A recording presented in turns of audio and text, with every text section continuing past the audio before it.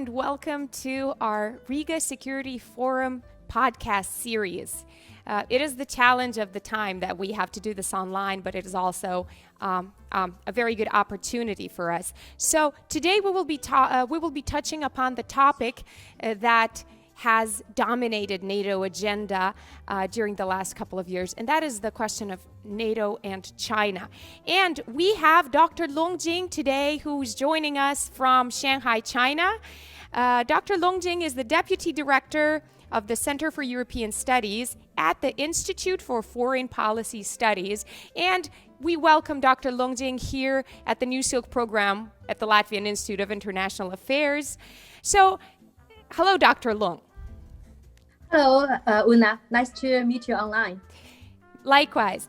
So, I guess to kick this off, we know that devising a common political agenda towards China has been something on the table of NATO for a couple of years now. What is your assessment? What is the probability of a common political approach towards China from a NATO perspective, from a Chinese perspective? What would be the risks and what would be the benefits, if any? Okay. Firstly, I have to admit that I'm not an expert on NATO or on security issues. So all what I'm going to say is just my own opinion based on my very limited knowledge on NATO and security issues. But as I know that China actually has a very limited contact and communication with NATO in the past. But it doesn't mean that we take a hostile attitude towards NATO. I think we keep distance with NATO mainly because of our principles, such as non-alignment, but also maybe because of some historical reason, because we know that NATO was created during the Cold War and with the purpose to confront the Soviet Union. So after the Cold War, since the Cold War has already ended, so from Chinese perspective, we didn't find any very enough in reason to explain or support the legitimacy of the ongoing operation of the NATO. But of course, after the Cold War, we have seen the adjustment of the tasks of the NATO, like to transfer the focus on regional security to tackling with more global and non-traditional security threats. So I think in this perspective, I think it created some space for the cooperation between NATO and China, because we both facing with some global challenges and non-traditional challenges, such as climate change, such as the terrorism. So I think that's why we can see some kind of contact, some kind of communication between NATO and China. But honestly speaking, in recent years, we witnessed a trend of thinking and behaving returning back to Cold War period, like to expand and upgrade the military presence in certain area and result in a series of tit-for-tat military move from Russia. So in this circle, from Chinese perspective, it is really hard to judge which one is the cause, which one is the effect. So what we see is that all the countries in some region, such as Baltic, have been trapped into the security dilemma, and the regional stability and cooperation have been replaced by tension and confrontation. This is what Chinese side would not like to see in the rest of the world. Thank you. Oh, just to follow up on a few points that you mentioned, and one of these is the security dilemma for the Baltics. It is for the Baltics. It is quite clear that the Baltics is a very embedded member of NATO and a massive security client of the United States. Given this situation and given the fact that you kind of outlined the fact that there is some blocking and just forming some like-minded alliances, let's say, across the globe, how does China perceive this shrinking space of possible cooperation between China and Europe at large, and China and the Baltics and Latvia in particular? Yes, of course. I think the stakeholders in Baltic firstly directly have the very bad impact on the regional cooperation between neighboring countries. I mean the Baltic states and Russia, because you are neighboring countries, but it is very difficult, very hard for further cooperation in this region because of the tension in the security area. But also it has some further implication to the relationship between China and Central Eastern European countries, especially between China and the Baltic countries, because we noticed that all three Baltic states, they attach great importance to security, and sometimes it's kind of absolute security, which means they not only focus on the security in territory areas, but sometimes even on economic areas and investment areas. Investment, business relationship with the other big countries, with China, and they also regard some big investment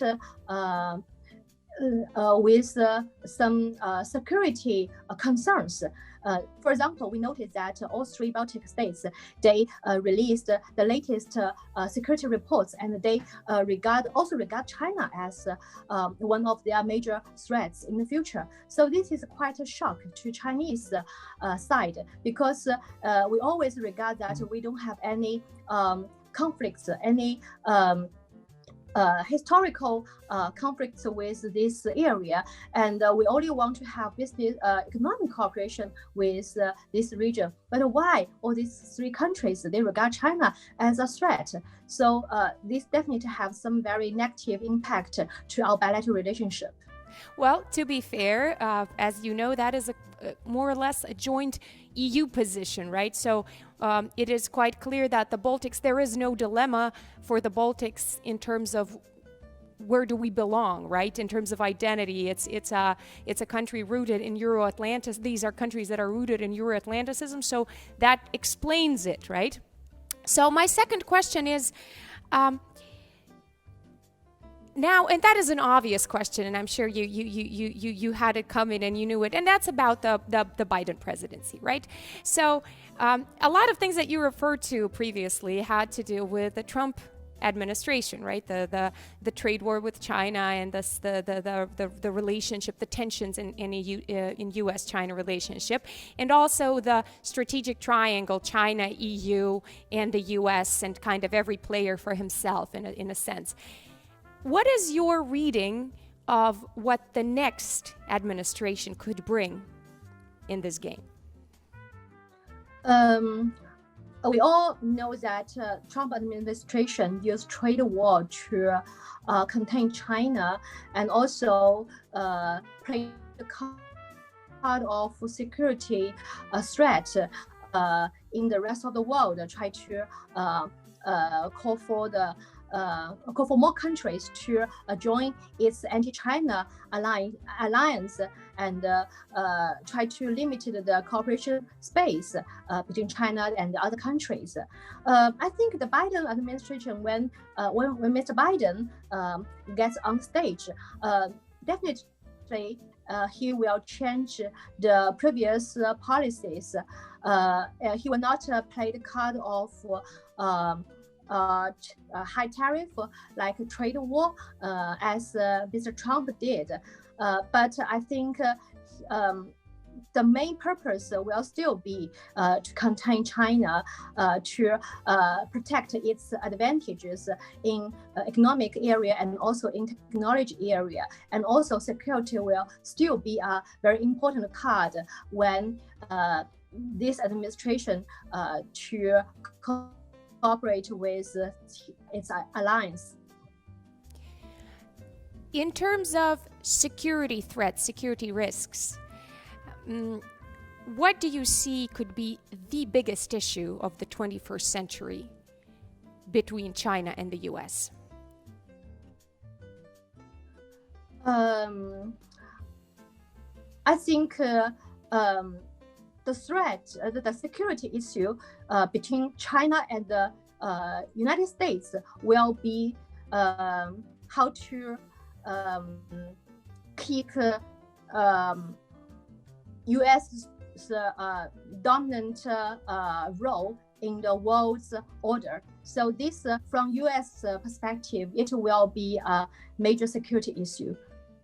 I don't think there will be any military security issues between China and United States, but I think the security issue will be a kind of border concept, and it will the United States will focus on those its advantages in technology, in economy, and also in some related areas. Just to go back to something that we started with, namely with the fact that NATO is trying to develop a joint political agenda towards China and towards other issues as well. And that kind of brings NATO also closer, not just to its own members, but also to what is called like-minded countries, right, across the globe. And I'm talking, of course, here about Australia, South Korea, and so on and so forth. So what does it look? What's the reading from China? How do you perceive this, and whether this is leading in some way that China is also trying to rally some like-minded countries, and maybe you could also name them, and if there's some blocking behavior here? Actually, I think we would like to have more discussion with our European friends on how to explain the word like-minded. If the like-minded means attaching great importance to economic and social development, and social stability, and better global governance, and also maybe a diplomatic approach to solving hot issues, I think China is like-minded with many European countries, such as France, Germany, and also the EU. But if like-minded means holding same values and practicing similar political systems, it will be an augment of a new Cold War, which will be very dangerous. During Trump administration, values and ideologies have become a tool of U.S. to persuade the other countries to follow its containing policies towards China. But the main purpose is still try to protect U.S. leading position in economic and technical areas. Besides, I don't think it is helpful to solve many global challenges only between those like-minded partners, such as like pandemic, the terrorism, climate change. I don't think only those like-minded countries can solve these global non-traditional challenges. And last but not the least, I think this kind of logic will also lead to more confrontation, conflicts, and also instabilities in the world, and set more obstacles between countries willing to cooperate with each other. For example, maybe you noted that we just signed a agreement with ASEAN countries. The name is ICP. So it's kind of economic integration between China and Japan and Korea and all the countries in the Southeast Asia. So I think this is a big, very important step for the regional economic integration, and will bring more economic stimulus to the world economy. So I think you can also see this kind of like-minded countries group, because we all want to stimulate the economy to increase, to strengthen our economic relationship. So if the U.S. try to use values and ideologies to persuade all these Asian countries to join its anti-China alliance, I don't think it can work, because all these countries in this region still attach greater importance to economic development, and China definitely is one of the very important partner of all this kind of process. Thank you. And just again, you mentioned this agreement. So I would like to ask, just following the negotiations phase during this agreement showed a lot of intrinsic problems that the region faces, including India deciding not to be a signatory. And so, and that leads me to my next question, which is about the East Asian and maybe Indo-Pacific security in the 21st century at large. It is a region where 5 out of 8 official nuclear powers are situated, right? It is a region where the 6th nuclear power, the US, is very present.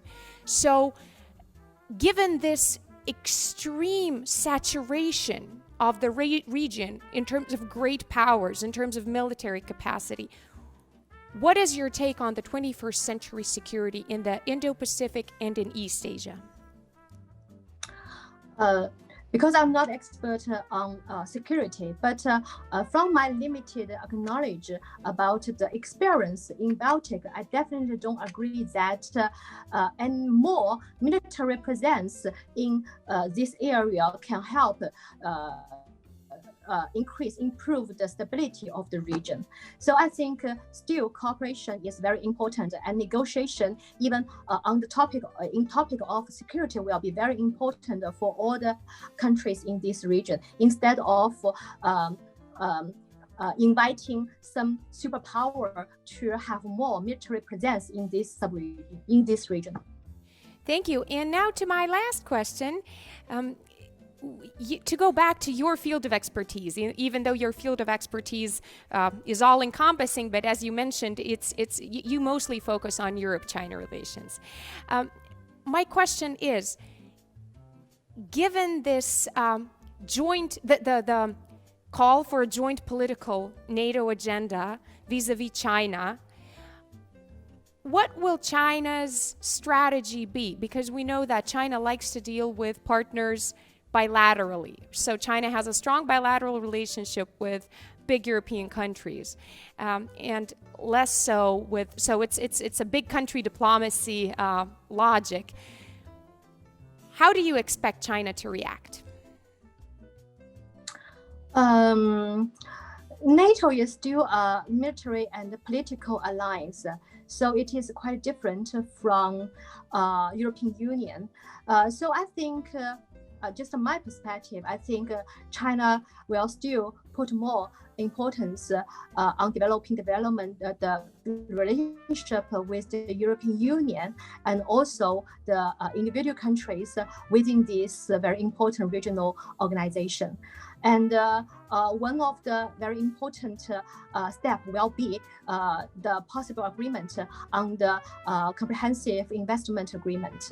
So after the sign of the RECP, we expect a lot on the agreement, the very successful progress of our bilateral negotiation on the China-Europe comprehensive investment agreement. And also, I think China and the European Union can jointly work more on those non-traditional global challenges, such as the pandemic and anti-terrorism, and also the climate change. So we still have a lot of areas, a lot of space for cooperate with each other. And I don't think China and Europe will focus too much on those military areas.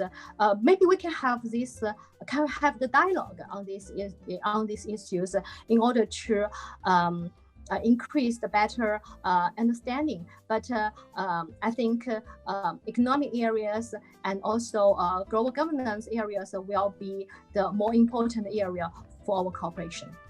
Just a follow-up, because you mentioned EU-China in this regard. How does China view the calls for European strategic autonomy, most visibly propagated by the President of France, Emmanuel Macron, right? Is it good for China? What's the take? Yes, of course. In China, scholars put a lot of attention to this strategic autonomy raised by EU and raised by some very important countries in European Union. And I think most of the main street thinking is that we quite encourage the EU can take more autonomous strategies in the world, which means there will be the Europe can be more independent from U.S. impact, because we don't hope that we don't want the Europe to follow U.S. logic to regard China as a biggest rival. Maybe China and Europe, we in some areas we are competitor, but we definitely are not a rival with each other. So we still want to cooperate with Europe instead of taking each other as a rival. So I think this is the big difference between China, between Europe and the United States. So I think how to regard China is also one part of autonomic strategy of the EU. So that's why we encourage that. We quite we watch closely to the development of this autonomous strategy in Europe. Thank you very much, Dr. Long. It was a pleasure talking to you today, and wishing you all the best. Thank you. Thank you. During these two one-on-one conversations that we brought to you with Dr. Long Jing from the Shanghai Institutes of International Affairs and with Dr. Michael Robert Osland from the Hoover Institution, similar keywords emerged, and yet different worldviews. It begs the question, what is the like-mindedness that brings the countries together? Are they communities of values or just communities of common interest? What is the importance of rhetoric if the deeds do not follow is another question that the speakers expanded on, and something that the world will have to face in the following decades. One thing is clear: the international rules that upheld our system and guaranteed the stability are changing. Is it going to be cold peace or hot war between the US and the People's Republic of China? Remains to be seen. One thing is evident: for small states, such as the Baltic countries, communities are crucial. In the chaos of every man for themselves, we simply will not survive. And that is why the international community has a responsibility towards us. Thank you for your attention.